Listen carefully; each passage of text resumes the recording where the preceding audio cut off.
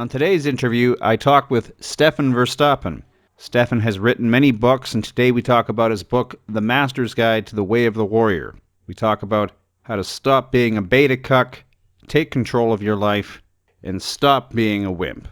Stefan Verstappen is a writer, world traveler, artist, and martial arts expert. He has lived and traveled throughout China and East Asia. While in China, he studied Oriental art, culture, and Kung Fu. Verstappen is a master of the Lohan School of Martial Arts and one of the few Westerners to have lived and studied Kung Fu in China. To learn more about Stefan Verstappen, visit chinastrategies.com. The following show was edited for time, and we join the program already in progress. Have you ever used the Ouija board, and like as a kid? A lot of people have these, bullshit Ouija board stories. Yeah, it was really popular when I was a kid. I think we did it when I was like 10, 11, something like that. Any ghost sightings? Through the Ouija board? No, just in general, maybe.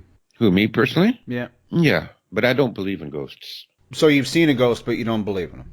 No, but it definitely was a ghost. My dog saw it. That's why I knew it was a ghost. So your dog was just barking at nothing, and you assumed it was a ghost? No, I saw it. And then the dog went crazy. So what did you see?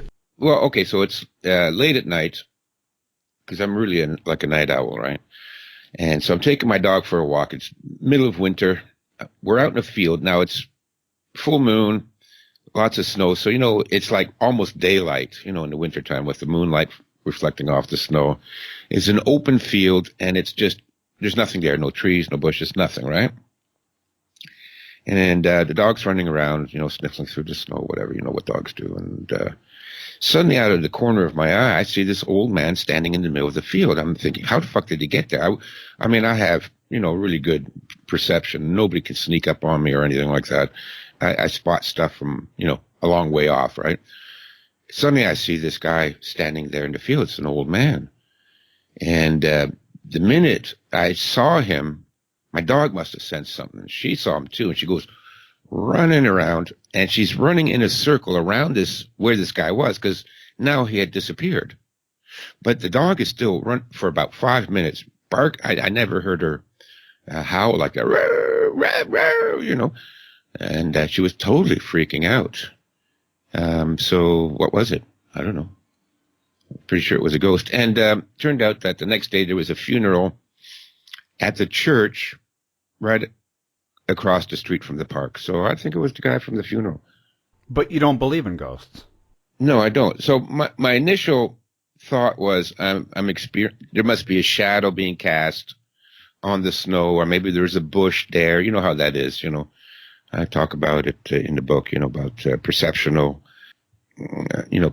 preconceived perceptions. Whereas if you're, walking in the woods late at night and they warned you in the daytime, be careful of bears, and now you see a shadow in the woods. Now you're going to see that shadow as a bear, It's called inference.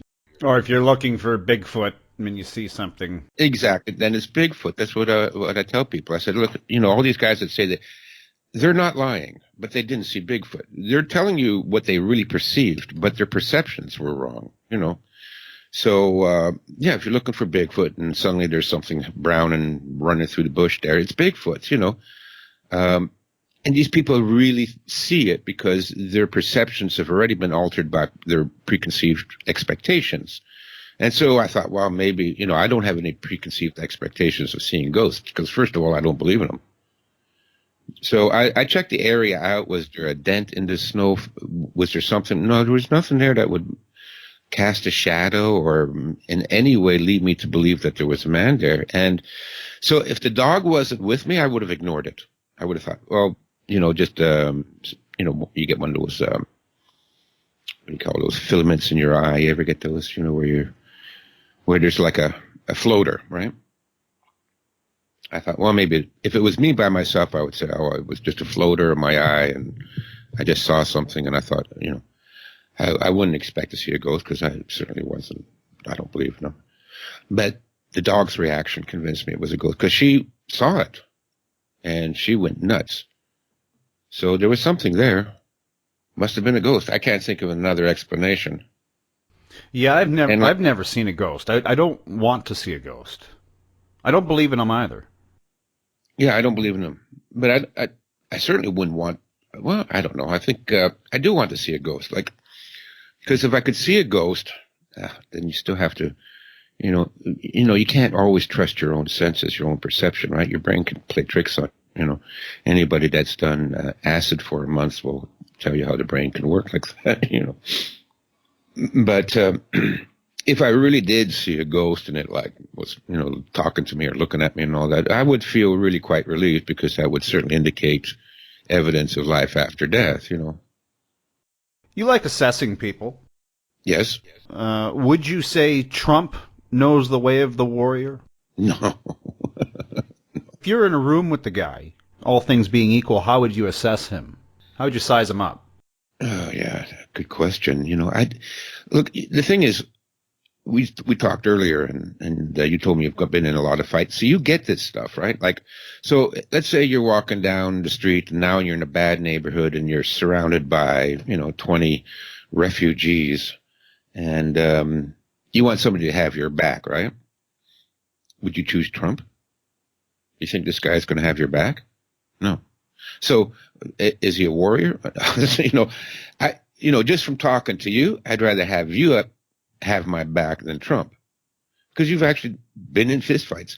I mean, people always cringe at the thought of violence. And listen, I don't like it either. Violence is an ugly thing, but violence teaches you a certain lesson about life that needs to be taught. And unless you've experienced it and gone through it and overcome the fear of it, you're not a warrior. And that's what I put in the book. I'm sorry, but, you can't just live inside your head. You have to have experienced fear and some form of contest, whether it's martial arts, getting into a fight after school, doing mountain biking, a rope course through the trees, something. You have to do something that is physically vigorous and dangerous so that you get used to that part of the world, because the world is a dangerous place, So, no, I wouldn't trust any of these politicians. Listen, the way I look at it, if they're on mainstream media as a celebrity, I have nothing to do with them because these people are all lunatics, narcissists, or psychopaths. That's what they are. And, there's no way that anybody could become elected president of the United States without being a really awful person, according to my qualifications of what a good person is. I mean, I don't know. I don't disagree with it. I'm glad he got elected over Hillary, she's definitely the Wicked Witch of the West. That woman is scary, I don't get the same evil vibe from Trump that I do from her. Like I could walk and see a ghost. I wasn't scared when I saw the ghost. Now, if there was Hillary Clinton standing in the field, I would fucking run for my life, But no, but is he a warrior? No, I don't think so. We'll see what happens. I don't expect much from it. It's going to be, same old, Maybe he'll change a couple of little things. I don't know. Let's hope so. Less government. Well, what's wrong with being a pacifist? There's nothing wrong with it. It's just that you can't have your whole population pacifist because then you'll all end up slaves. Pacifism and non-aggression is a con, and it's a con perpetrated by governments and religions to keep you stupid and weak and helpless. Christianity with their turn the other cheek, and that's a great philosophy for your enemy. What if the enemy is Islam, which is less pacifistic? That's a weakness. Yeah, absolutely. And for those of us born in the West from European background, we were raised to be compassionate, empathetic, to not cause trouble, to be polite to people, things like that, and that's the way we are. But, most people, most European, and certainly these liberals and libtards and all that, what they don't understand is that people that come from other cultures think you're an idiot. They think you're a weakling. They think you're gay. So if some Muslim comes up and he says something to your girlfriend and you do not punch his teeth out, he thinks you're a faggot. And he thinks his opinion of you is that you are below the level of a dog. And we know what they do to dogs in Islamic countries, which is one reason I really hate them, because I detest animal cruelty. And this is what people don't understand. Like, I mean, we project our own. No, I don't know what they do to dogs. Well, dogs are considered unclean in Islam, and they torture them. They torture dogs. They set them on fire. Just Google YouTube for Google Islam and dogs, and you'll have hundreds of videos where they're cutting the ears off of them and torturing them and beating them to death with a stick. And I mean, there's horrible cruelty, because in the Quran it says that the dog is dirty, and so this apparently gives everybody carte blanche to abuse these poor animals. So what I'm saying is that, European descendants, because of, our genetics and because of our history of having to deal with winters and having to cooperate with each other, we have developed sort of an empathy and a conscience that other cultures never developed. That's all there's to it. They didn't develop it. It's not racist or superior. They just never developed that. I mean, they have their own benefits, their own admirable things about them, but most of them don't have empathy. But we do, and so we project our empathy onto them. So we think that, if some refugee, gropes your 12-year-old daughter, we're just supposed to smile and move on, and then they will appreciate how tolerant we are, and they will come to, appreciate it. No, that doesn't happen. They do not appreciate you. If you let some scumbag grab your daughter by the pussy and you don't kill him, they think you're an idiot. They think you are a weakling. They think that you're gay. They want to throw you off a building now. They have no respect for you. So all this non-aggressive, and non-violence and peacefulness, it all sounds good on paper, but the world doesn't work that way. Well, the West is full of emasculated men. That's the whole point. I got a case in point for you. Go ahead. The man cave. The man cave is about relegating the nature of men to a confined space outside of the home where the woman holds dominion, okay? The man cave is not a sign of masculinity. It's a sign you're whipped. Yeah. This is, and I write this in the book, this is what governments have been doing for centuries now. You see, governments fear strong, independent men because they don't go along with the tyranny. What the government wants is you to be frightened, because fear interferes with your ability to process information. And so it's easier to bamboozle you if you're fearful. Also, fear kills you. It literally kills you. I recently watched this documentary about this doctor discussing disease. And I can back that up with other studies. For example, the Silent Killer, the documentary on baboons and heart disease, that fear and anxiety and nervousness is the root cause of 97% of all illness and disease. And so, in addition to making you stupid, because we've all heard the expression deer in the headlights, right? I refer to this in the book as my own phrase. It's called a brownout. It's not a blackout where you actually pass out and fall on the floor, but it's a brownout where your perception shuts down. And I think everybody listening has probably experienced this at one time or another, where either you were in a car accident or you were suddenly attacked, or, you went over the cliff on your bicycle. And 2, 3, 4, 5, 10 minutes later, you come back to your senses. Now, you weren't unconscious, but you can't remember what happened. You can't remember the details. Did the car come from the left? Did it come from the right? I mean, even though you never lost consciousness, you still don't have a recollection of those events. So that's a brownout. And this is what fear does to you. It shuts down your ability to perceive and makes you helpless. And it's for this reason that tyrannical governments are always trying to instill fear in the population, especially among the men, and they want to emasculate the men. That's why there's feminism. It's got nothing to do with empowering women. Women have been in control, for hundreds of years. There's no such thing as a patriarchy.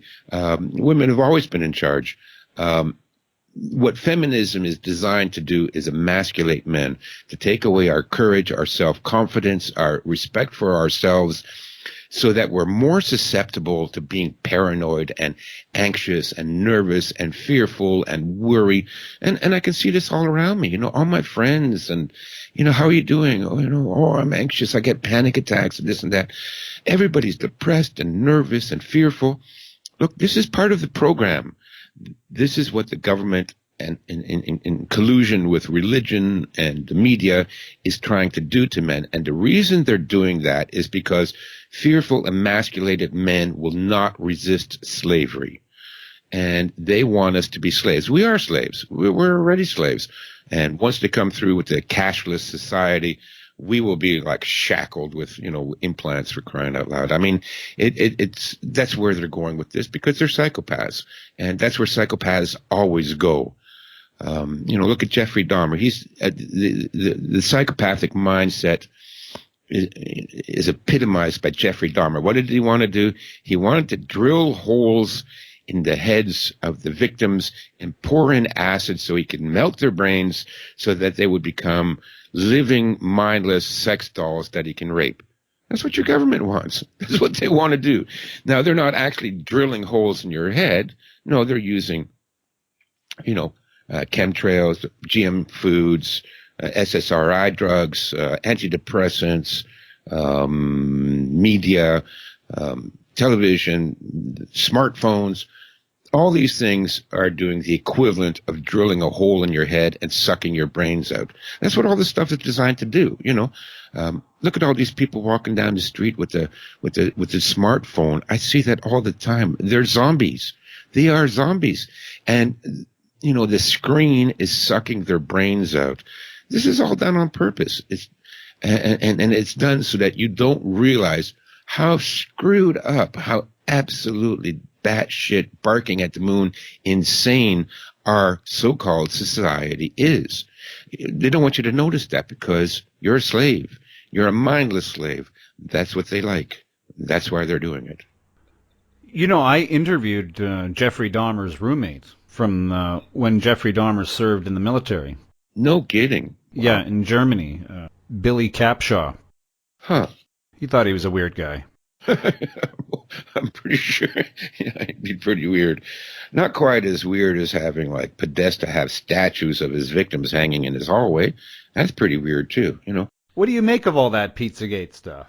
I believe it, absolutely. Really? I know people think, oh, well, it's just a setup to get us trapped into making false accusations. No, I don't believe that. Yeah, it's all a part of this fake news. Yeah, it's all part of the fake news to sucker us into believing it, and then they'll come out and say, see, we were all squeaky clean and you're all paranoid. No, I don't believe that because, if I was going to do a false flag news attack, I could do a better job than Pizzagate. I mean, it was kind of stupid. It just, pizza parlors and this and that, and all their.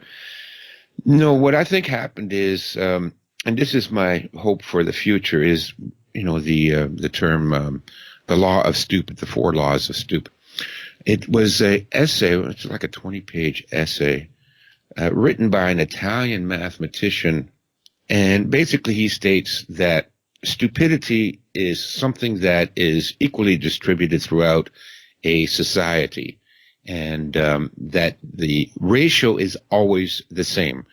There's always going to be 2 idiots among every 10 people, irregardless of what social circle or status that person has. So, example, there will be 2 idiot doctors among every 10 doctors. There will be 2 idiot professors among every 10 college professors.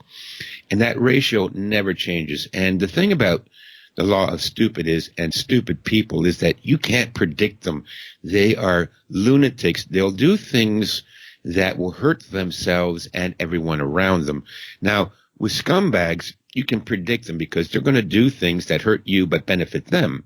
So, to some degree, you have a bit of a chance to defend yourself against scumbags because, they're always going to act in self-interest. But what's this definition of stupid?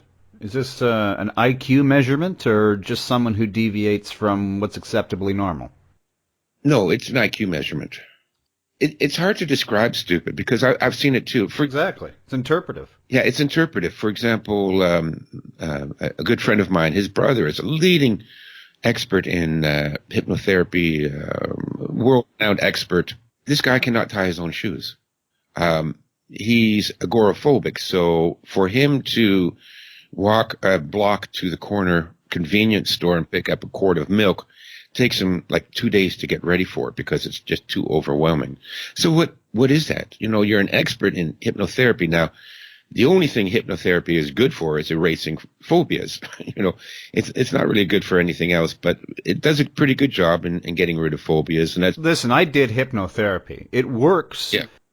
Because you're complicit with it. It's just like the going out into the woods looking for Bigfoot. Mm-hmm. You're setting yourself up knowing that this is what it's going to do. And then you go through the ritual of the guy, calms you and puts you into the state of... But you're doing it to yourself. Mm-hmm. Exactly. And you know how stage hypnotherapists, the ones that put on the big shows in Vegas and all that? That's all bullshit. I know. But the key to that show working, and you could do this show yourself, right? You can go into a bar and do it yourself. What they do is they always do this little test first among the audience, right? They tell everybody in the audience, hold both your hands out. Now imagine one hand is holding a 10-pound weight and the other hand is attached to a balloon that's pulling it up to the surface, right? So now out of the population in your audience, some people, their hands aren't moving. Like with me, it doesn't work. My hands are steady. I can imagine a 20-pound weight. It's not going to affect me holding my hand out. But a certain percentage, one hand will be dropping down and the other hand will be rising up. Now you choose those people because they've already bought into the bullshit. Now at that point, whatever you say and do, they'll follow along with. So they're doing it to themselves. They've already accepted the premise of hypnosis through this. I call it a screening test, right? So now when you bring them up on stage, you say, okay, 1, 2, 3, you're a chicken. And of course, they're all going to turn into chickens. But they're doing it to themselves. They've already gone along with it. They've relinquished independent thought to the manipulator, the hypnotist in this case. And the way he could tell the people that are willing to relinquish independent thought is through this little screening test there's other ways they do it too, to tell the audience to think this. And anyways, those that respond are the ones you choose because they're going to be idiots.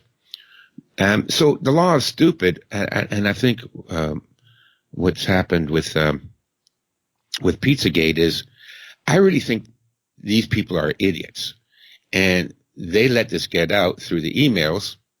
And they got caught at it because they are really trying hard to cover it up. That's when all the fake news came out and all this. And so far, they haven't been able to successfully debunk it. Now, weeks later, it's still trying to be buried.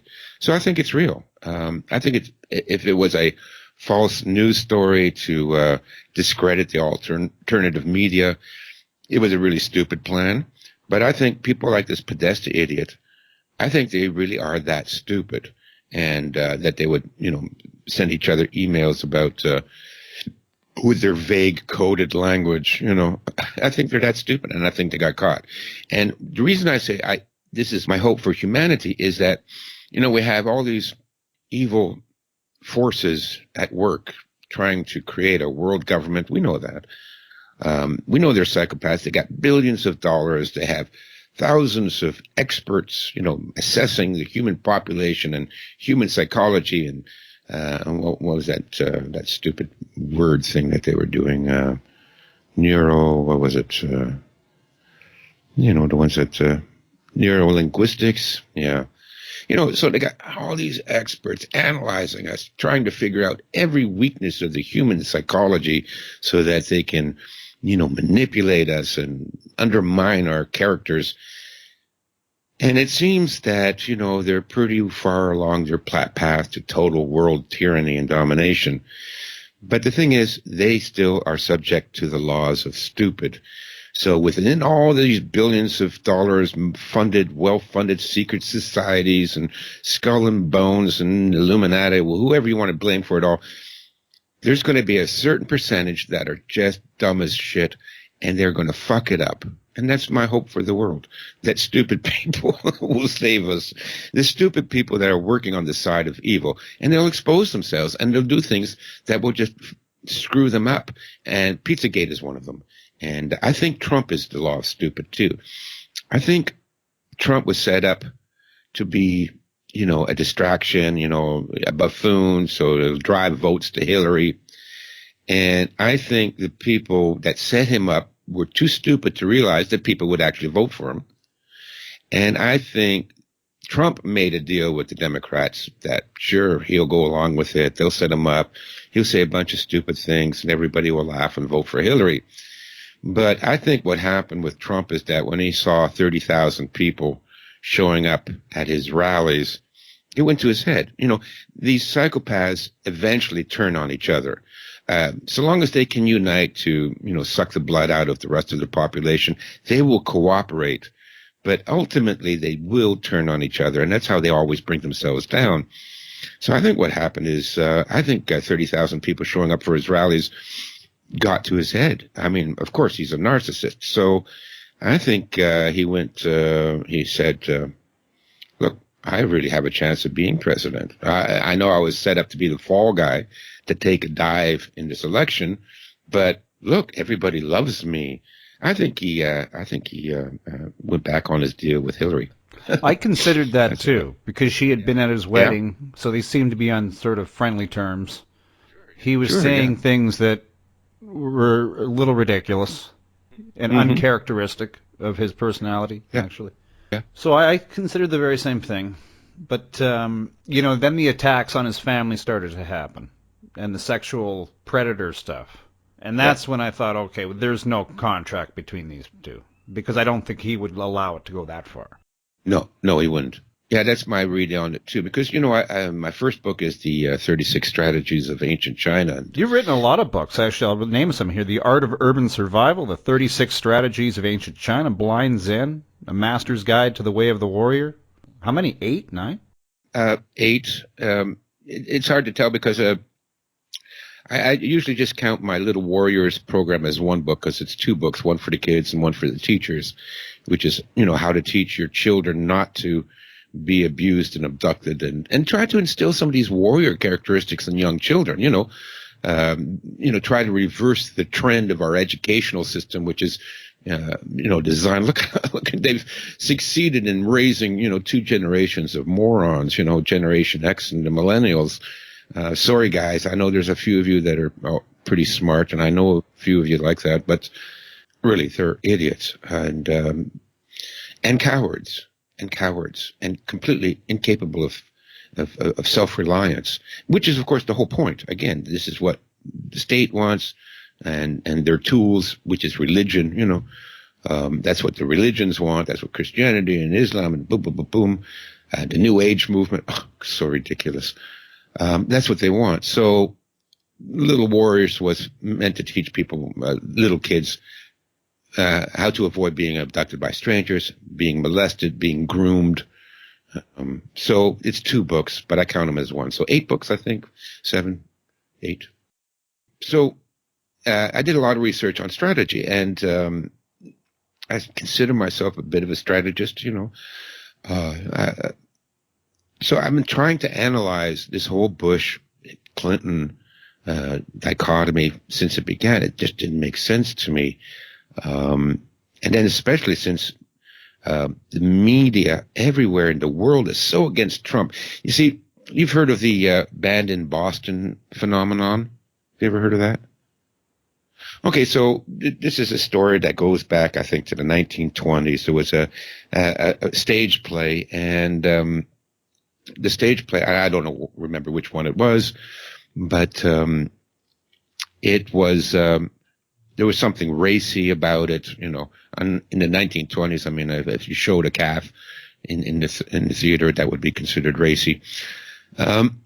So they were banned. That production was banned in Boston. So now the newspapers covered it, at the time saying, "Oh, this theater production cannot be shown in Boston. It was banned in Boston." Well, what happened was the ticket sales for that production went through the roof everywhere else in the country. So, if you really want to attract publicity for your cause or for your book or something like that, just tell everybody it's been banned. Now, it's the curiosity if people want to see, why was this banned? It must be salacious. Let's go see it. I remember Hair. I went to see Hair when I was 12, Because of the nude scene, right? The nude scenes, yeah. I think half the play was nude, And because of the nude scenes, it was really popular because everybody wanted to know why it was being banned. So that's what I thought originally was going on with Trump. Like, we saw the left-wing media, trounce him at every turn with the sexual assault charges and going after his family. And I'm thinking, okay, this is the banned in Boston phenomenon. They're just trying to set him up now to seem like a hero. But that doesn't explain why Canada is against him. I mean, I listen to CBC Radio, the Communist Broadcasting Corporation of Canada.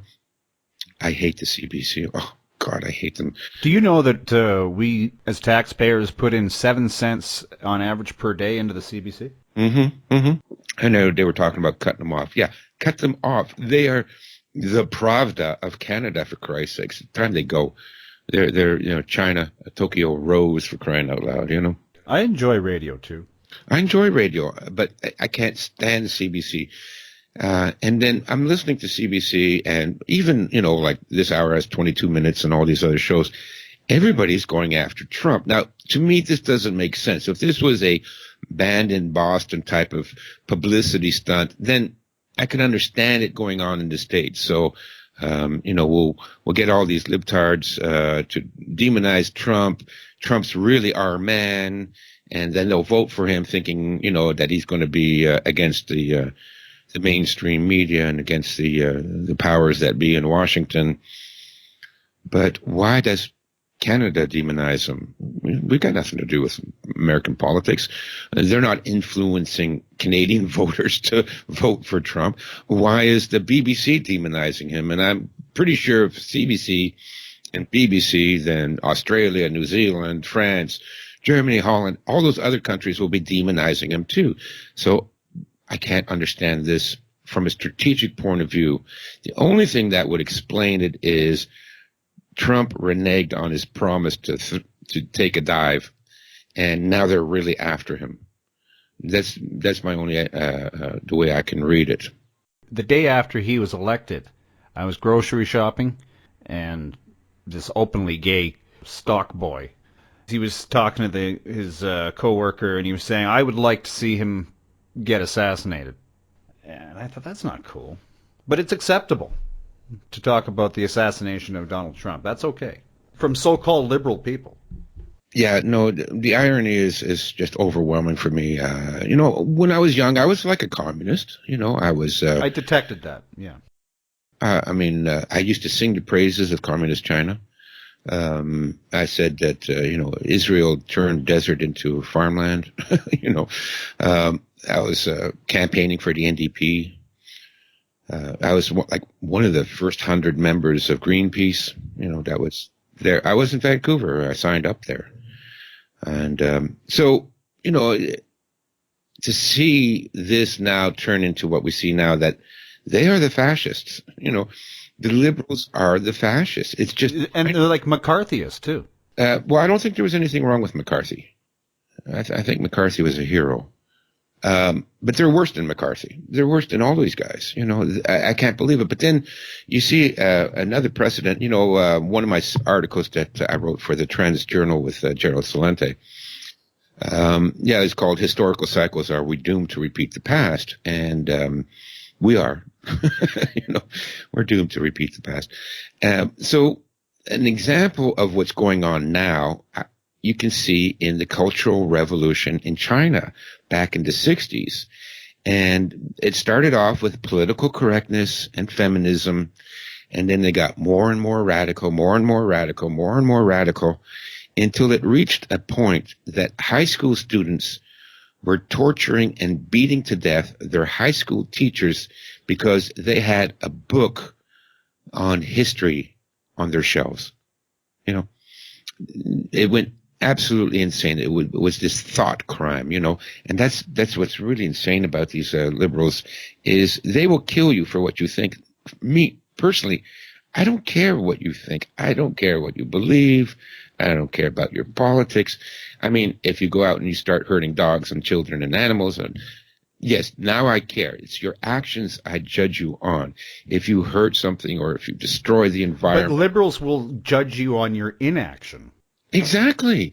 They judge you on what they think you're thinking. You're not somehow advocating for their cause or whatever it might be. Yeah, but that's insane because advocating for their cause is just regurgitating the same programming that they've been taught in college through their indoctrinated communist professors. And so what they're expecting you to do is think like them. If you're not fighting for feminist rights or racial equality, you're a racist. I know. Fighting for they're not fighting nothing. What are they doing? They get out in the street. Are you telling me that what Meryl Streep did the other day, that wasn't fighting? I don't know. Was she bleeding and sweating at the end of it? I don't think so. I mean, all these people, they appropriate the term, first of all, I hate that they use social justice warrior. They're not warriors. They're the opposite of warriors. They're wimps. They're wussies. They're wackos. They're not warriors. And when they say, oh, we're fighting for equal rights, really? Okay, go to South Central and start handing out food packets. Go to Detroit and try to build shelters there. I mean, do something that causes you to sweat. Just standing and running your mouth is not fighting. But what about the protests and these Michael Moore organized things? What has that ever done? When has protests changed anything? And again, what are you doing when you protest? You're walking around running your mouth. That's not action. This is how distorted our whole society has become, because they think that if they open their mouth and they regurgitate some platitudes, they're doing something. No, you're not doing anything. Doing entails thinking your own thoughts, using your own body to actually accomplish things in the real world. Just yippity yap and chanting and what does that do? It doesn't do anything. They're a bunch of phonies. Do something that causes you to sweat and bleed, then that's fighting. And unless you're sweating and bleeding, you're not fighting. You're just running your mouth, And that's the problem with them, that it's all happening in their heads. And if they think that, your thoughts aren't the same as their thoughts, they want you assassinated. They want to see you killed. Or they'll shut you down. They like censorship as well. Sure. That's what communists always do. That's what the Cultural Revolution did in China. They took all the history books and burned them, but then they didn't stop there. They burned down all the temples. I mean, I was in China in 1986, and there is nothing left of history or culture in China. It's a big illusion. People think, oh, well, if we visit China, we'll see these ancient temples and ancient palaces and all that. No, most of that was destroyed by the liberals. They went around burning down temples, and they took all the statues out and they smashed them, and they took all the books and all that and smashed them. Thank God for the Republican Chinese that took most of the treasures of China with them when they evacuated to Taiwan. And the Taiwan National Museum is the last storehouse of the amazing artifacts and art pieces and cultural artifacts of all of China is now stored in Taiwan. Mainland China has none of that. It was all destroyed by these liberals. And it didn't stop there. After they destroyed all remnants of their culture, architecture, public art, books, because they want to censor it. You're not allowed to read these books, so they would beat to death their college professor because he owned a violin. take a look. This is where it's going now with these social justice warriors. It's not quite there yet. I mean, they're taking down statues in the States, and they're taking down, nobody can have the Confederate flag for some reason. I mean, ridiculous. These events happened 150 years ago, but oh no, we have to destroy them. We have to ban them. So it's at the leading edge of the Cultural Revolution is where we are now. But here's where it goes. It goes to these people actually using violence. Now, they're cowards. Of course, if it's 50 against one, then they will beat to death their high school professor. One-on-one, of course, they're not going to do it because they're not warriors. They're cowards. So all these people are ultimately cowards. After they've destroyed all their own culture and the books and their history, which is what communism always does. It wants to destroy your cultural history so you don't have an identity. Therefore, you're more easily molded into a mindless slave. They eventually ended up turning on each other. And we can see that starting here. For example, remember the gay pride parade here in Toronto? And it was blocked by the Black Lives Matter movement. I mean, why Canada even has a Black Lives Matter movement is insane, for crying out loud. I mean, there's nowhere in the world where blacks are more safe than in Canada, for Christ's sakes, you know. And by the way, 40 years ago when I was a young man, I could walk around the streets of Toronto for weeks and never once see a black person. So they're all just recent immigrants, so they were welcomed into this country. Yeah, there's no history of... There's no history of slavery, or there's no history of discrimination and racism. It never happened. I mean, I was in junior high when the first black family moved into our neighborhood.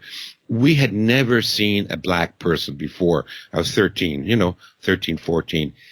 And me, and at that time I was part of a street gang. And this was the Jane and Finch area. And it was an all-white street gang, but anyways, we were the tough guys. We welcomed these guys in. We were lining up to be buddies because it was so cool to be friends with a black person. We never seen them anymore. So, we got in some street gang fights and stole cars and smoked a lot of dope and drank a lot of beer, that kind of stuff. Fake gang. No, it was, like we were like, there was already newspaper stories in the Toronto Star. Oh, the Jane Finch corridor is, juvenile crime rate. And I mean, it was all white guys, right? The juvenile crime rate consisted of, some of the girls stealing mascara at the Tower store, and the rest of us, drinking beer underage. And, anyways, it's just a joke. What about that video of the Facebook video of the black kids torturing and taping up and filming the white boy? Well, like I told you before, about this empathy thing. And, I could tell stories about my experiences because I grew up as Huckleberry Finn, okay, Tom Sawyer. We were way out in the suburbs. It was all dirt roads and farmland, very close to Black Creek Pioneer Village. And as kids, that's all we did. We built rafts. We paddled down the creek. We had bonfires and tree houses. And, so I saw it myself. And in 20 years, it went from Tom Sawyer, Huckleberry Finn to Training Day, the movie with Denzel Washington, you ever had your, fudge packed in, It went from like that in 20 years. And I got to say that even though we were very friendly to the blacks that moved in, and I continued that for many years, I was never racist. I had a friend that was in the KKK, and he hated blacks. Oh, my God. And I would always tell him, oh, God, you're such a racist, He was my kung fu brother, But it's like I said, I don't care what you think. Did he beat up any black people? No. He never said anything bad to them. He never treated them bad. He never touched them or never did anything to hurt anybody else. So I'm okay with that. Whatever you think, what the hell do I care? It's none of my business. You don't like black people, whatever. I think you're a racist. But what do I think? Who cares? Who cares what I think? Who cares what you think? It's how you behave in society that makes the difference. If you were to hurt somebody, okay, it'd be a different story. He never hurt anybody. None of us did. But after a while, I started to become Look, you know, there's, and I've traveled the world, okay? Europe, Asia, United States, and everywhere I've gone in the world, never once are you driving down the street in some city and you realize you're in Chinatown and you immediately roll up your windows and lock the doors. That never happens. You know, the minute you're in a black neighborhood, everybody rolls up the windows and locks their doors. All over the world, it's exactly that way. Black neighborhoods are dangerous. Everybody knows it. White people know it. Black people know it. Asians know it, because there's a preponderance of crime in those neighborhoods. That's all there's to it, you know. If that makes me a racist, well, then I'm a racist. But what I seen growing up in Toronto's first black ghetto, you know, I don't. There's not a lot of good to say. So I guess you have a dog in the fight tomorrow. Greg Felton versus Ralph Ellis debate. Yeah, yeah. I imagine you'll be pro Ralph Ellis. Yes, yes. Yeah, I'm always a pro Ralph Ellis, even though I don't agree with everything he says. But I think he's closer to the truth than a lot of people are. It's a very interesting history. I've studied ancient Egypt for like 30 years. It was one of the first things I became very interested in. Not just the pyramid UFO stuff. I went through that, you know. I really don't believe UFOs had anything to do with ancient Egypt. But I was particularly interested in Akhenaten because I think he was the original psychopath that started monotheism. See, monotheism is a horrible, horrible concept, and it has caused more death and misery throughout the world for the last 2,000 years than any other body of thought or any other philosophy. Monotheism is evil, and it started with the Jews and and what I call Jew light, which is Christianity, and then you know, Magnum 45 beer, which is Muslim Islam.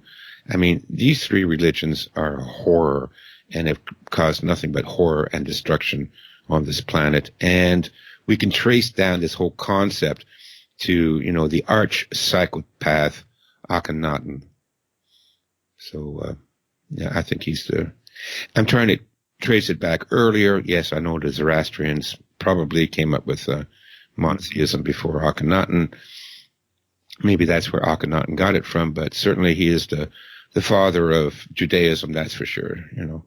It's been a long time since I studied that. That's the oldest one, isn't it? Or Hindu? Yeah, that's one of the oldest that we can. Okay, Shut up. Is that your wife? No, that's the Google voice thing. Are you my wife? No. Would you like to be my wife? Well, they're going to have those. Soon, I hope. Sex dolls and... Well, they have those. They have in Japan, they have those. You come home and... Yeah, they look very lifelike. It's got this little holographic woman. She goes, oh, hello, how was your day? And it's really fucked up. And they got those latex dolls that look very lifelike, you know. I'd love to get in on that, but, you know, where would you pick one up? I don't know. I order one from Japan, I guess. It's so fucking weird. Yeah. And where would you stash it? You know, you would not want somebody to find your sex doll. We used to give those blow-up sex dolls to each other at birthday parties and stuff like that. Hey, Bob, happy birthday. Here you go. Here's some nookie for you. Just blow it up. Those cheesy ones with the big open mouth. So when you're at the sex store, you know, oh, I'm just buying this for a friend. It was actually true. Because everybody's buying something for a friend at a sex shop. Yeah. I need this 14-inch black dildo. Yeah, this is just a gag gift. Gag gift. Thing costs $150.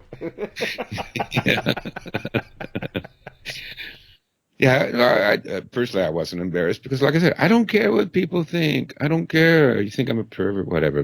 I don't care. You know, what goes on inside people's minds is so petty and valueless. I don't know why anybody would get upset about it, let alone start protesting and yelling and punching and spitting and throwing piss and stripping naked and running around with stuff. scrawled all over your breasts and things, all these, what do you care? What do you care? We live in a world where at any given minute of the day, 24/7, there are thousands, tens of thousands of life forms and animals that are experiencing hideous deaths and torture and people starving and being murdered and being raped. But what you're worried about is what I think, come on, people, you're not doing any good with this. And that's why I really have a problem with these liberals. I mean, they're talking about this racism. Really? You think this is what the big problem in the world is?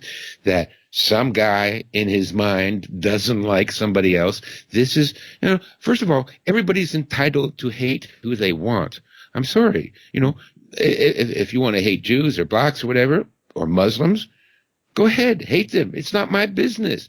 If you want to, torture them and shoot them, okay, now you're stepping over the boundaries. But what goes on in your head, how you feel, how you think, is none of my goddamn business.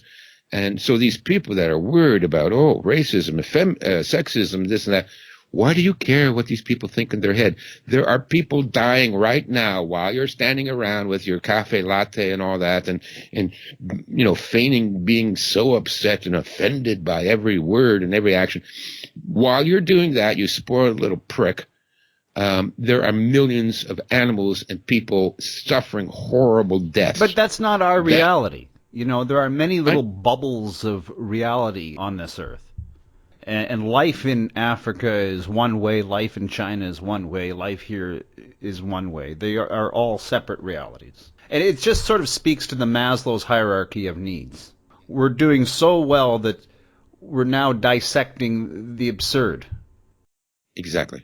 We are so well off, we are so comfortable, we are so pampered and spoiled that we can luxuriate in the criticism and critiques and offense at what is the most insignificant, unimportant aspects of our society, which is whether or not this guy thinks something that's different than you. It's obscene. It's obscene. But it's not even the action now. It's the whiff. It's just a whiff that it potentially an offense occurred. Like, I'm a straight white guy, and that makes me already a target. I'm a target. I am the lowest form in our society right now. Let's face it, guys. The real men out there that are listening to us talk, we are the target now, right? We're men, so of course we're horrible. We're misogynists, we're rapists. And because of this, I stay away from women. I love kids, and I was a great teacher. The kids loved me. I taught them, valuable skills in life. I don't go within 20 feet of a woman or a child because I'm worried. Any one of them can turn around and say, he molested me, he assaulted me, and that's it. My life is over, right? My life is over. And I don't trust a lot of these women. They're what are you talking to my kid for? Yeah. And the weird thing is, kids love me, because I send out a vibe. And look, we know what this is. People, when you're in my space, I'm a good person. Like if you come into my room or you meet me on the subway train or something like that, you are not afraid of me. And women and children subconsciously are attracted to me. I know it sounds weird, but I'll give you an example. I was waiting in the subway station, and it was late at night, and the train wasn't coming, and there was me and 4 women on the platform there. And then the lights started flickering on and off. It looked like we were going to have a blackout. And then the announcer came on and said, we're having some problem on the tracks. The train will be delayed another, 20 minutes.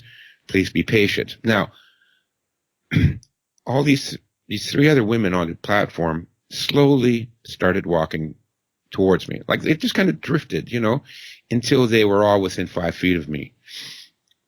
This didn't happen by accident, because I'll tell you what it is. They started getting nervous. It's late at night. The subway isn't coming. There seems to be some problem. Maybe it's a terrorist attack. Who knows? And they see me on the platform, and I give off that vibe. I'm a safe guy to be around. I would never hurt you. As a matter of fact, I'd go down fighting to protect you. And all these women, slowly but surely, came, and they were all kind of milling around me for safety. Kids do the same thing. I'll be sitting in the park, as I often do, and, mothers will be walking their kids and their kids will be walking around. And suddenly they look at me and their eyes light up and they run towards me, and I'm like, stay away. Don't come near me. But the thing is, I'm a very safe person. I'm a good person, and people can sense that subconsciously, even when their own programming fails them. Because originally these women kept away from me, right, in the subway platform. Oh, there's the man. Oh, he's a rapist, of course, But then when they got scared, when they thought something bad but might actually happen to them, guess who they started to rally around, So, but because of that, because I'm perceived as the enemy, I can't be nice to people. I have to keep them at a distance. I get along well with my boys, with my buddies, but women and children, I stay away from them because we're, perceived as the enemy now. It's not even considered socially acceptable to approach a woman for a date or for a coffee. That is considered to be acceptable on dating sites, clubs, bars. But if you're just approaching a woman out in regular, ordinary, everyday life, it's now considered to be a bit inappropriate to approach them. Yeah. No, I would never do it. No. That's absurd. That's crazy. Yeah. But aren't you then enslaving yourself? No, this is self-defense. Because, the other thing I write in my books, don't fight battles you can't win. So in the book, The Art of Urban Survival, when I talk about police encounters, the way you behave around police is you be very polite. You cooperate. You show where your hands are. You don't reach into your pocket. You don't touch the police officer. You don't touch his vehicle. You don't touch his dog. You don't reach into the glove compartment. You speak politely to him. Now, he might be offending your human rights. He might be abusing them. Yeah. Maybe he's a thug for the police state. Could be. But you cannot fight that battle. You cannot win it. He has a gun, and he can get on the radio, and there'll be 100 men with guns there in 5 minutes, and they will shoot and kill you. So with police encounters, just be polite. Do what you're told. If he tells you to get down on the ground on your face, just do it. Because you cannot win that fight. Now, later on, if you want to protest for human rights or your freedom, go ahead, protest, write letters to the court, sue them, countersue them. But when you're on the side of the street being pulled over in a car, or you're being, pulled over walking down the street by police officers, that's a fight you can't win right now, okay? And you can never win that fight. So as self-defense, you cooperate. Same with women and children. If any woman, for whatever neurotic, psychotic reason, thinks that I was being aggressive with her, she phones the cops. They will immediately arrest me. I'll spend 2 weeks in jail right off the top. Then maybe you have to register as a sex offender. Maybe they send you to jail for 6 months. That is not a battle I can win. I can't win it through rhetoric. I can't win it through being smart and clever and kind and considerate. The only way I can defend myself against that is that I'm so far away. I got so much distance between me and a woman and their kids that there's no way in hell they could accuse me of doing anything. And so it's self-defense. So am I enslaving myself? Yeah, in a sense you could say that. But for me, it's self-defense. That's what it is, because I'm the bad guy. And so what you were saying earlier, that you don't even have to say anything. You don't have to express, controversial opinions or your likes or dislikes. I'm already guilty because I'm a man, and I'm not wearing a dress. Maybe if I was wearing a dress, it'd be better. They would treat me better. But being a straight man, white male.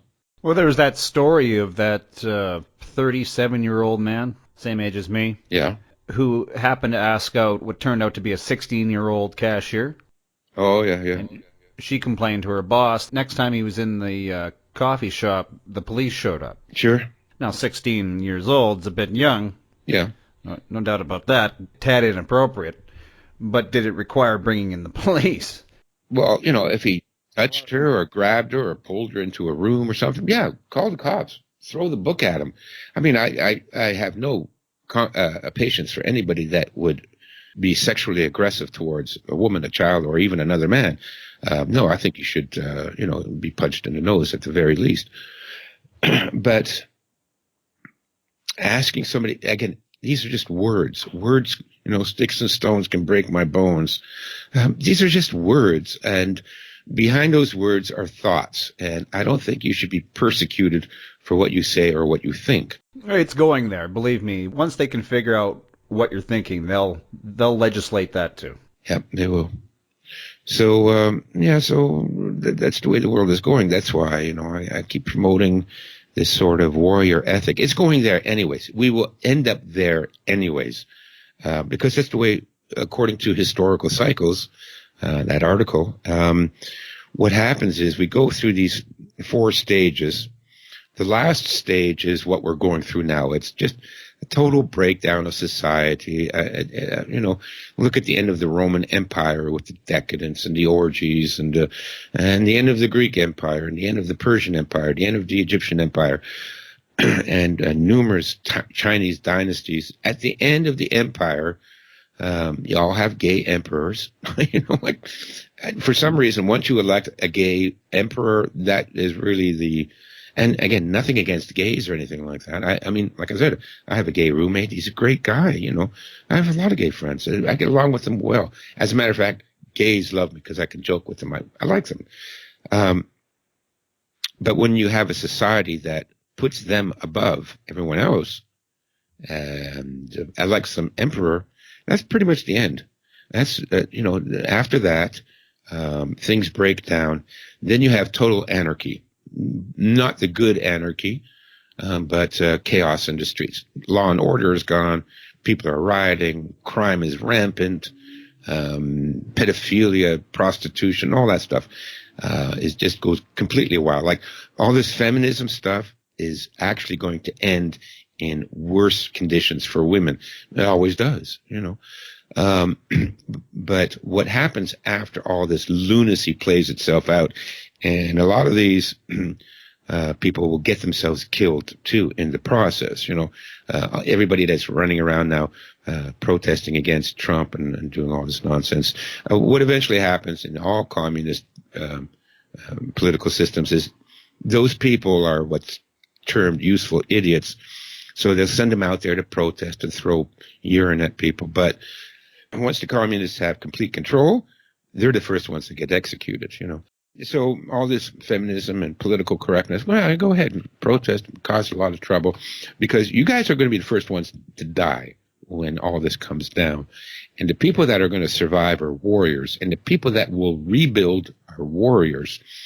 So despite all their efforts at emasculating us, at destroying our masculinity and destroying our ability to think, okay, that's going to affect a certain percentage of the population, and they will eventually die pretty quickly once it all breaks down, because they're stupid and they can't face fear and they can't face danger. And when you're a dumb coward, you tend to get killed. And the people that will survive are the warriors, and the people that build a society are the warriors. So we'll go there eventually anyways. Can one become a warrior, or are they born? You can become a warrior. I used to think that they're born. Now, there's a certain percentage of people that are born without the ability to become a warrior. I think, like they just can't ever do it. I've met guys like that, and women too. But there's no way they can get it. But what's happened is that I think our educational system and the media and everything else, our whole society, the culture, has so emasculated men and women too. There's a lot of strong women out there that would be a lot more competent and self-reliant and stronger if they weren't, being taught to be an idiot by our educational system. But if you can remove the programming of your education, I think there's a good chance that about 50% of these cucks can become warriors, but they have to be trained. They have to be trained. You have to, and it's really not that hard. It's really simple. You see, what they've done is they've given everybody this false confidence, right? Everybody that enters the contest gets a participation medal, right? So, and they're always taught that no matter what they do, it's really good, Johnny. You made a good effort. And even though you're really fucked up, and you're a useless turd, but you're good, Johnny. You're special. You know, but what that does is it doesn't really produce confidence in people. They know they're a phony. All these liberals out there with their this and that and the social justice warriors, deep down inside, they know they're phonies. They do. That's why they're so angry. That's why they want to hurt you. That's why they want to shut you down, because if they can do that, they don't have to face the fact that they're a phony, empty, hollow human being.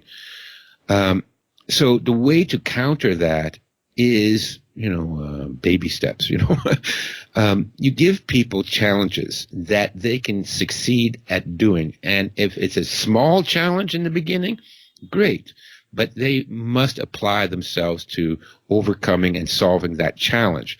Even if it's a small thing, like I would start off with my kids and say, okay, there's a pathway through the park.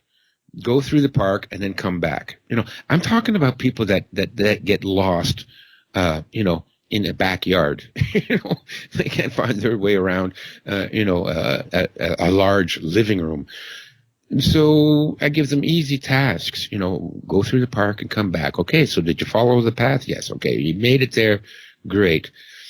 They solve the problem. Then you slowly but surely increase the challenges. And I mean, so you don't take guys that are, brought up in our educational system that are cuckolds, that are, completely emasculated, and say, okay, now jump out of an airplane with a parachute. You don't do that. It's called acclimatization. And it's also in the book, the Way of the Warrior, on how to overcome fear. It's called desensitization. You take things slowly, but you build it up over time. So you give them challenges, and then you slightly increase the challenges, but they actually have to really do something to overcome it. Okay, so pick up this canoe and carry it 20 feet. Okay, great. Now tomorrow we're going to pick up the canoe, carry it a quarter mile, and put it in the lake. Okay, the next day we're going to pick up a canoe, carry it a half a mile, put it in the lake, and paddle for a mile. Each time they're actually physically overcoming and accomplishing something. And that is not a phony thing. Like, pick up the canoe. Oh, you couldn't pick it up? Oh, that's okay, Johnny. Here's a gold medal anyways. No, that undermines their confidence, So if you can't pick up the canoe, okay, then fine. We're going to spend a week doing push-ups and curls, and then you can pick up the canoe. So you can build confidence in people by giving them challenges. It doesn't have to be, boot camp in the Marine Corps or Navy SEALs. Just start off with something really simple, going for a hike in the woods, going for a swim, doing 3 chin-ups. Start off like that and then build on that. Now, after about a year, if I had, if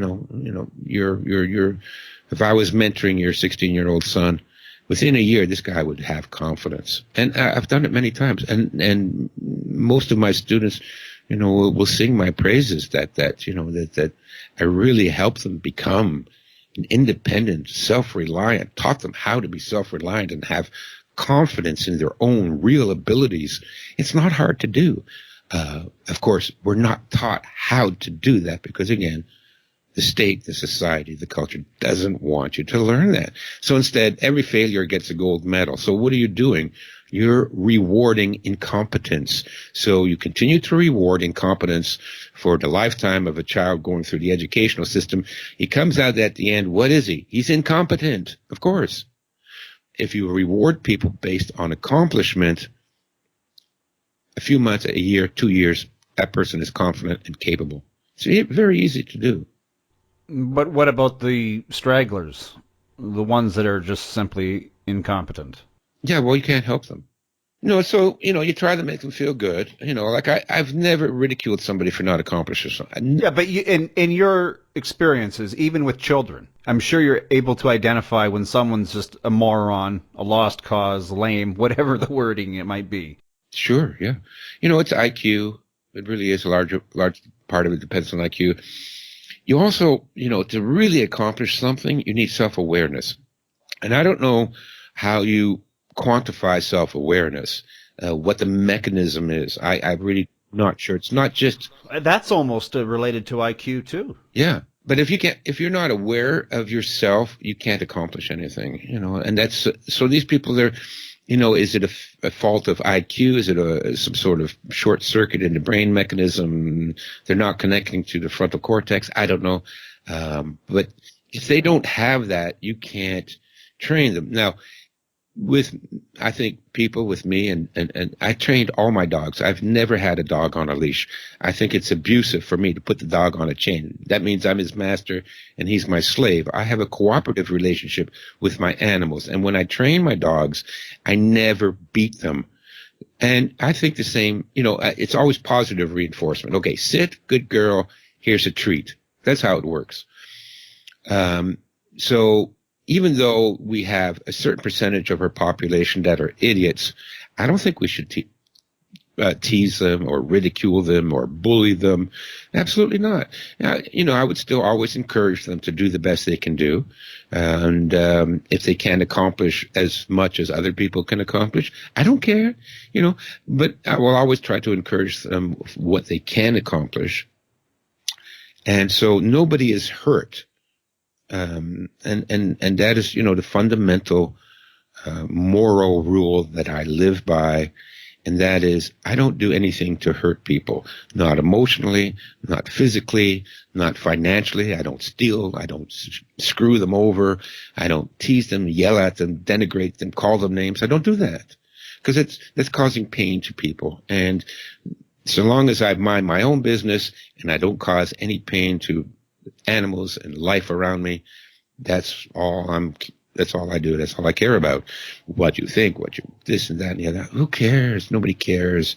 You're all going to be dead soon, Let's have a little sniff of Zen here. That's the famous story about, these three students went to a famous Zen master and said, "Oh, master, teach us something about Zen that we can use to improve our life." And the Zen master said, "There's nothing I can tell you." So they were all disappointed and they left. And then just as they were going out the door, the Zen master said, "Oh, yeah, there is something. You're all going to die." So, same thing with Don Juan and Carlos Castaneda books. And death is your advisor. Is this important compared to your impending doom?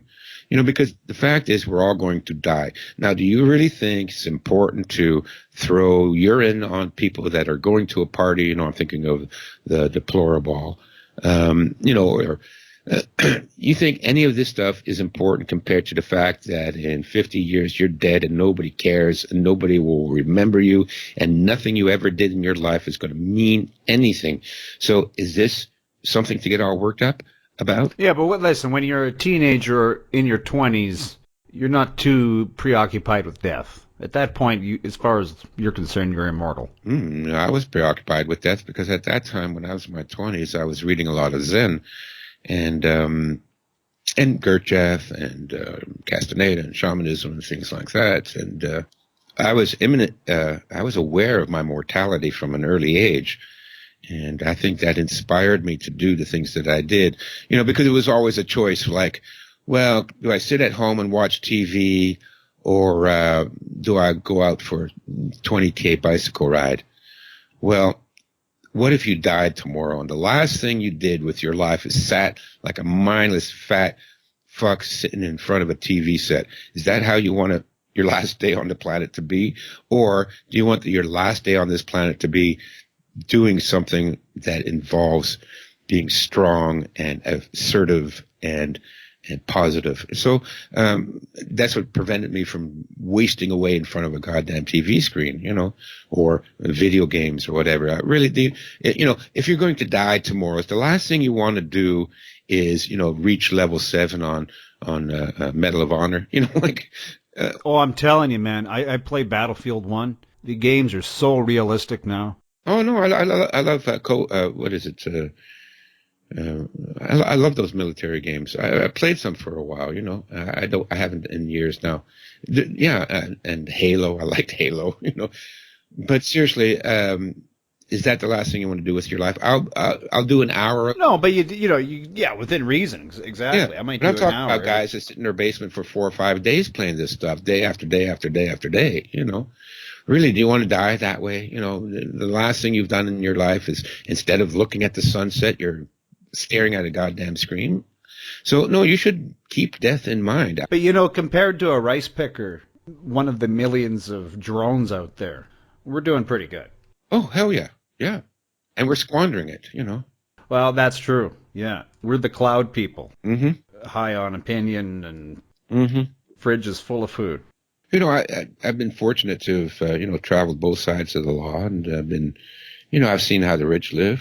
Stayed in 5-star hotels and fancy state dinners with state officials and things like that. I've done all that, and I've also been a truck driver, a bus boy, a swamper. I drove truck in Calgary, and I was a waiter in Vancouver at the Black Angus. So I've seen both sides of the story. I've worked in factories and things like that, and I don't take things for granted. I see how hard people work and how much suffering there is in the world. So I am not going to dishonor their efforts in life by being a spoiled little college liberal. I would never do that. I think that's an insult to the world. All these social justice warriors and the recent crop of liberals and activists and things like that. They're an insult to the world, because you have the luxury of worrying about what people think when 98% of the world population is struggling just to feed themselves. So and they have this they take the moral high ground. And they think they're morally superior to you because they say nice words about black people or Muslims. So it's just insanity, but it's part of the programming. But the thing is, you can't break those people. They're done. If you had some normal kids, and even if they went through our educational system, our programming system, give them to me for a summer, and they will come out real men. I used to do that here in Algonquin Park. I taught for Toronto Boys Home for a summer, and Toronto Boys Home was like a halfway home for underage juvenile offenders. These were people 15 to 18, because over 18 you went into the adult criminal system, but under 18 you still went into juvie. And Toronto Boys Home was like a halfway group home. So we had a lot of troubled young men, and they ran a camp up north in just outside of Algonquin Park, and I was hired as their out tripper. So my job was to take 6 of these guys at a time for a week at a time into the bush and teach them camping and canoeing and hiking. And so I saw for myself, that's why I can say this with confidence. I could change these guys into real warriors. Give me a summer with them, because when they came out of that program, they weren't little sissy baby, worried about their feelings, because they survived on their, in the woods, and they accomplished real things. They faced real danger, because we ran into bears. There was always a danger of drowning or falling off a cliff, or having a bear come into your tent late at night, which happened, and we had to chase them away, make a lot of noise with black bears. You have to stand up to black bears. Grizzlies, back away slowly.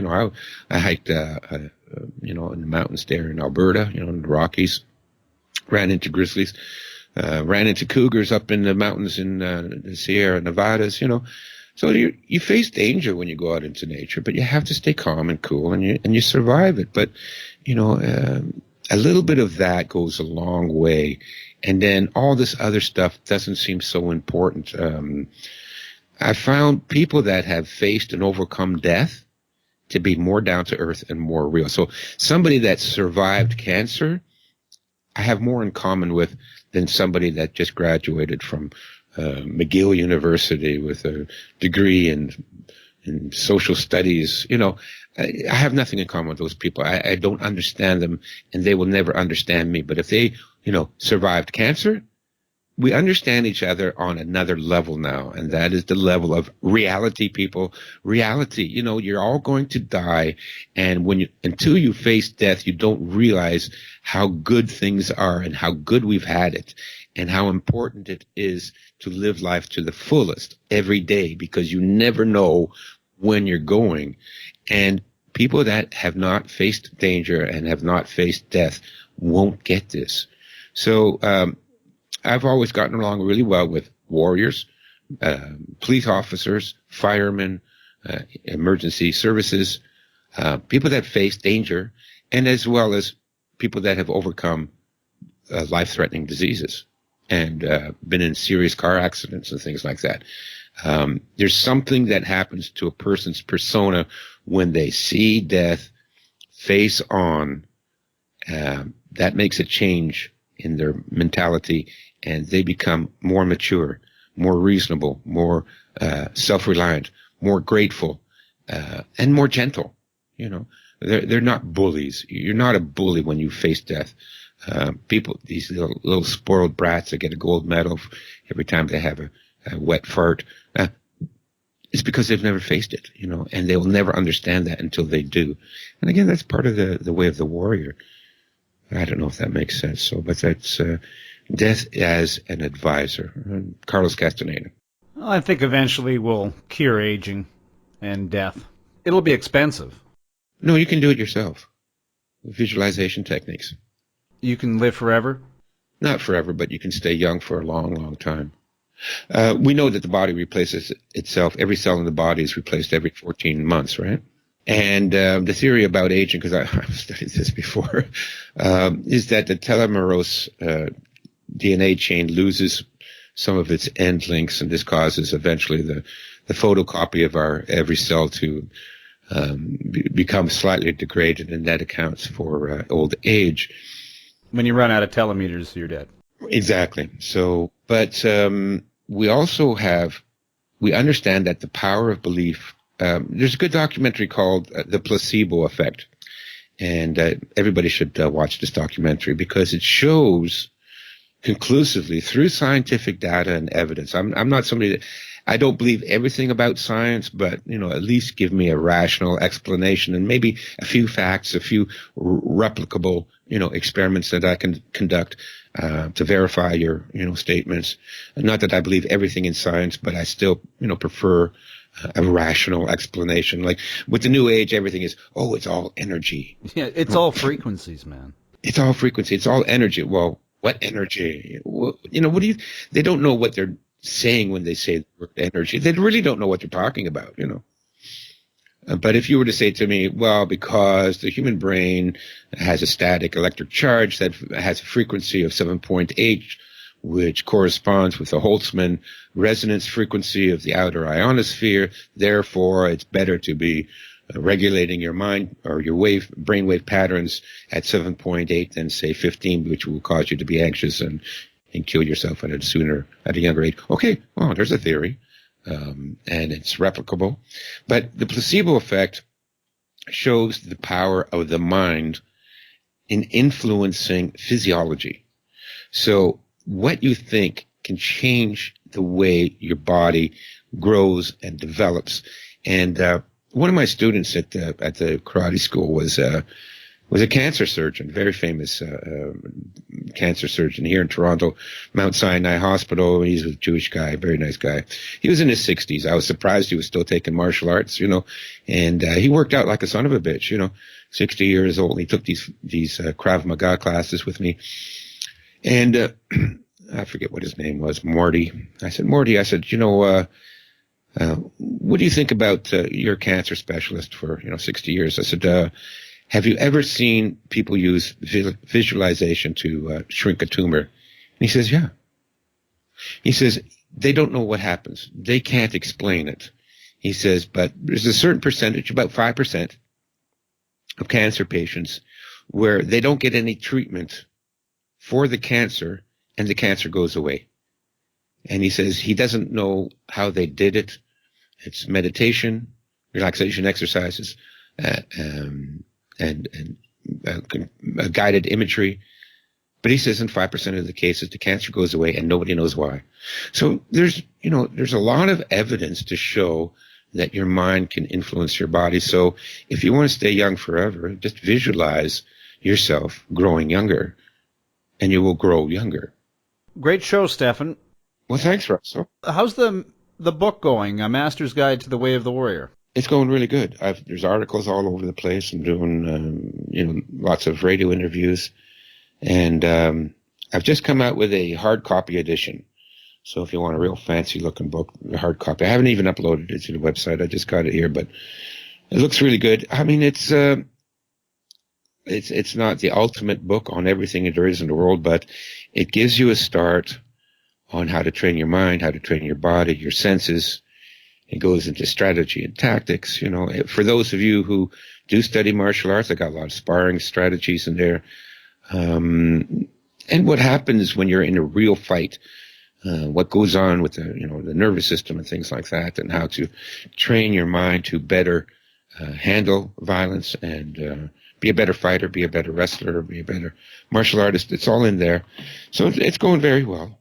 Guys going to read your book and be a better fighter? Oh, absolutely. Now we have mixed martial arts, but our school was doing that like 10 years before mixed martial arts even came out. I mean, because, I'm somebody that always wants to know the truth, right? And so in about my third year of training, I want to know if this stuff could really work. Oh, well, okay. So you go to all these tournaments, karate tournaments, taekwondo tournaments, and all that. But these tournaments are all tag, right? It's ridiculous. You have a referee. If somebody falls to the ground, the fight is stopped. No contact, only light contact. And once a point is scored, everything stops, right? So you saw these fighters that would jump in the air, tap you on the shoulder, point. When would that work in real life? Real life is you might punch the guy. That doesn't stop the fight. Very, very seldom does that stop the fight. Well, you got to look at MMA. So that's mixed martial arts, right? Exactly. And what styles are successful? Exactly. Where are all the kung fu guys? Exactly. I saw the same thing. Where's all the Aikido guys? Outside of Ronda Rousey, who just got worked twice in a row, where's all the judo guys? Yeah, I saw that. That it's all jiu-jitsu. Well, not quite all. I mean, there's still room for a punch kick system, but it's certainly 80% jiu-jitsu and 20% punch kick. But I saw that we saw that a long time ago. So with my school, I said, okay, put on the protective equipment, but no rules. The fight doesn't stop. You keep going for a full 10 minutes, and then we'll stop. But for that 10 minutes, you're fighting. And if you fall to the ground and the other guy's still on his feet and he's allowed to kick you in the head, you got to protect against that. If you don't learn how to do that in the dojo, how are you ever going to do that in a real street fight where that's really going to happen to you? You get knocked to the ground in the street fight, these guys are going to be, aiming kicks at your head. But in traditional martial arts, once you're on the ground, they stop the fight. So how are you going to learn to defend against kicks in the head when you're lying on your ass if you don't ever practice that? So we started that at an early age and or early in my martial arts training. And we've always done it that way. My school, my fellow students, we've always trained this way. No rules, no biting, no eye gouging, and no ball grabbing. But other than that, there's no rules, And so my guys, so those strategies and tactics, what I learned from 30 years of sparring without rules, including weapon sparring. We used to put on motorcycle helmets and hockey pads and go full contact with everything, staves, sticks, nunchucks, tonfas, 3-section staff, whip chains, full contact, anything goes. Now you learn how that really works. So all the strategy and tactics that I've learned from getting as real as possible, let's put it that way, is in the book as well. It's under the hand-to-hand combat chapter. And the website is chinastrategies.com. You can read more about Stefan Verstappen there. If the audience wants to get in contact with you, or is there a way for them to communicate? Mm-hmm. Mm-hmm. Yeah, my email address is on my website somewhere. I also have a YouTube channel. I have over 100 videos on there, and I'm on Facebook. Just Google my name on Facebook or whatever, search my name, And you can contact me through Facebook or through my email address. And I reply to everybody that writes me. Stefan Verstappen, excellent show. Had a great time. Thank you so much for being a guest on the program. Well, thank you for having me on, Russell. It's always a pleasure to talk to you.